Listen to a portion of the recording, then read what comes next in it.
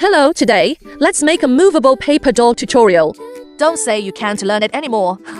The previous tutorial is indeed a bit old, so here's a new update. This is one I made a year and a half ago. Looking at it now, many parts are quite rough and lack finesse. The connection method is also very crude. Anyway, I wouldn't make it like this anymore.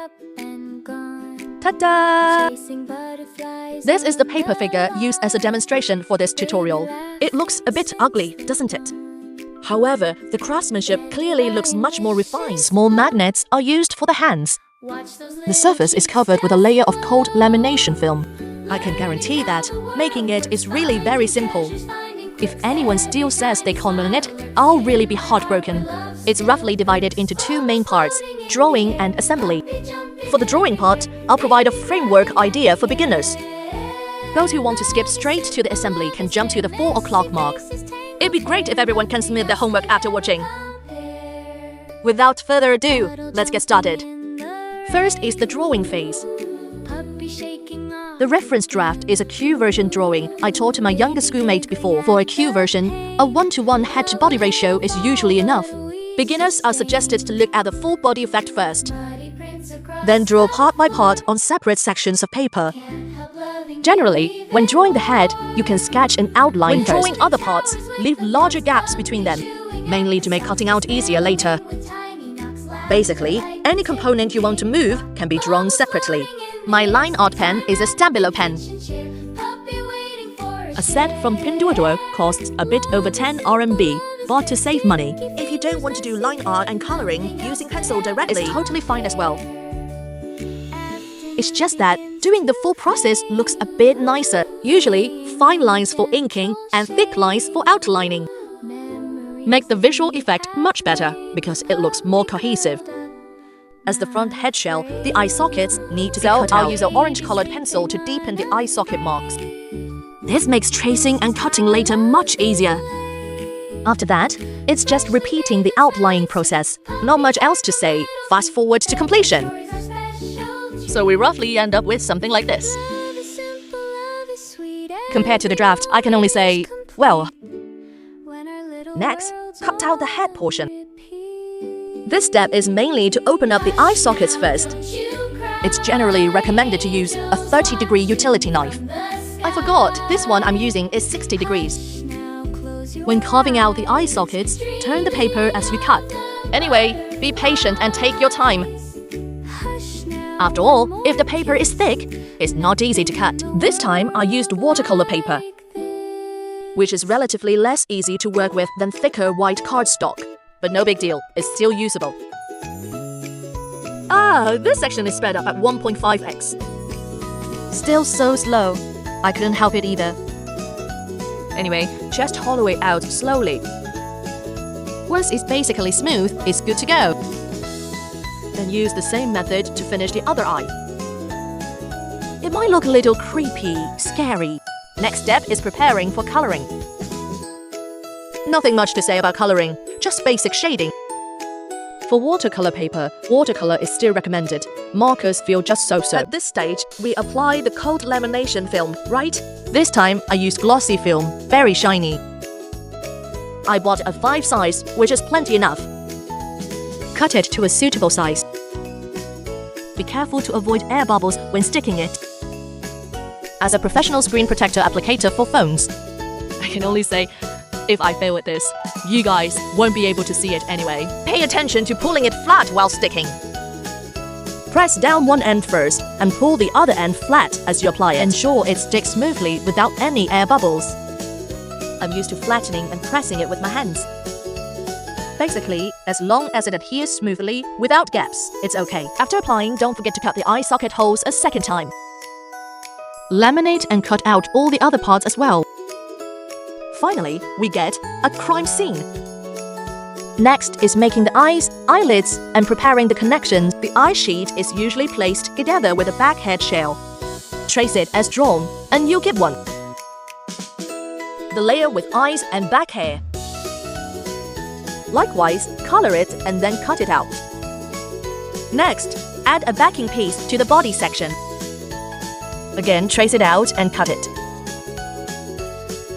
An approximate size is sufficient. Now let's start making the eyelid section.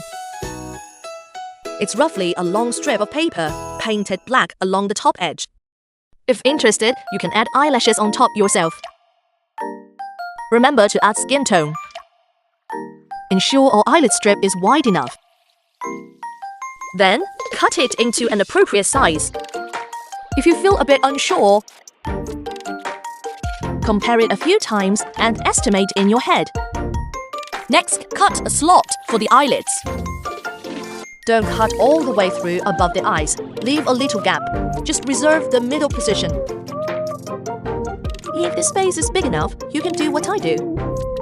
Cut out a rectangular slot, which makes pulling the eyelids easier.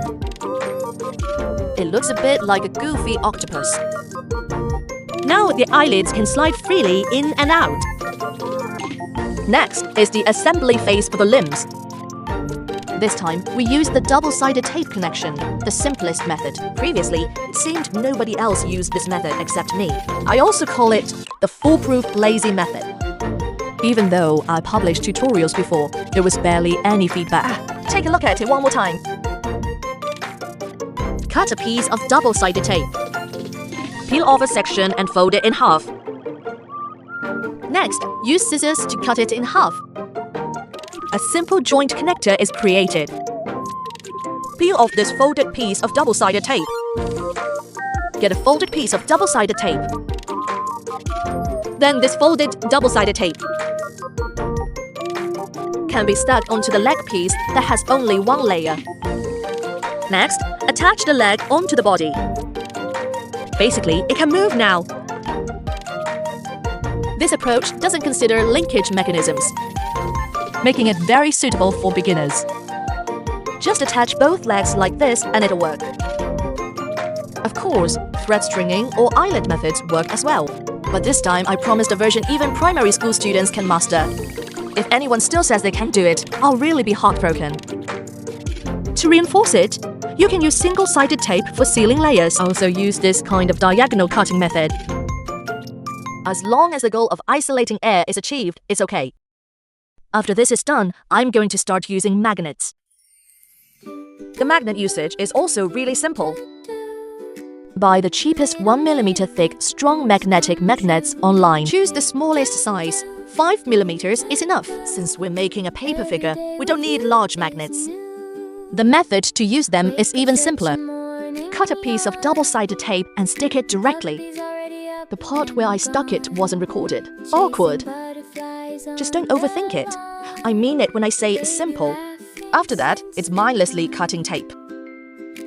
To be honest, I usually don't cut this much at once. After all, sticking to hands is annoying and causes high blood pressure. However, double-sided tape is among the least annoying types of glue. Peel it off and stick it right on. Tape stickiness greater than magnetic force. No need to worry about magnetic polarity. Align the position and you can attach the small hands. When aligning, you don't need to peel the tape off the magnet first. Once aligned, peel and stick. Then you get a pair of movable small hands. Got a pair of small hands that move around. Next, prepare the backing piece for the lower half. Usually, complete body first before working on the head. Cut a strip of double-sided tape to wrap around a piece of paper, mainly to create an adhesive layer with extra thickness. Stacking 2 layers compensates for the thickness of the magnet. Adjust to a suitable size and stick it down. Once filled out, attach the back piece of the body. Friends who like double-sided art can color this side as well. Just adjust it to a suitable size. Now we have a complete body. We can start assembling the head.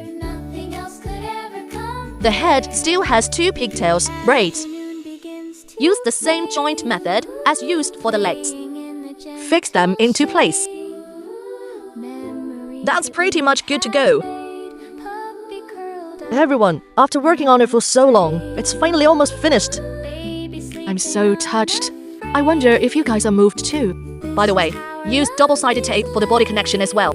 Double-sided tape is the MVP of this whole craft tutorial. Same method, fold, stick, and seal with single-sided tape. Ensure it's sturdy and the mechanism parts aren't exposed. Once ready, let's assemble the eye and eyelid pieces. It's best to thread the eyelids in first to confirm the placement. As for the eyelid stopper position, fix it on the front head shell, which is right below the eye sockets. Make another strip of double-sided sticky paper piece. Peel it open like this, then trim it. Stack and cut small sections about twice. Get a 3-layer thick piece. This is mainly taking the thickness of the body layer into account. Check if the position fits or not. If it's too big, trim it further. Once suitable, align and stick. That's basically it. Do the same for the other side. Afterwards, consider which areas need extra tape. Any place with gaps can just be taped over directly. For example, reinforce the gap between the two cheeks, but don't touch the pigtail parts. Mindlessly sticking tape on empty spaces. Once all tape is applied, it's time for the crucial final step. Align it. Don't go crooked. If it's crooked, it's ruined. Crooked means redo. Crooked means dismantle. Crooked means ruin. Be extra careful. Careful and careful again. Woohoo! Mine isn't crooked. I finished it. So touching. Scatter flowers. Next, someone would definitely ask how the eyelids are hidden. Actually, it's also very simple. Take out something pointed but not sharp, like the back of scissors. Slide it along twice. Swish, swish. Then fold it down. Swoosh. It's basically complete now. Excess parts can be cut off. Now it's pretty much okay. K. How about it? Watching up to here, do you understand how to make it? So, one doll is finished. You can freely draw and make your own or choose to follow my design. I don't mind at all. This is a simple editing video, cut to the point of liver pain. Great Evan.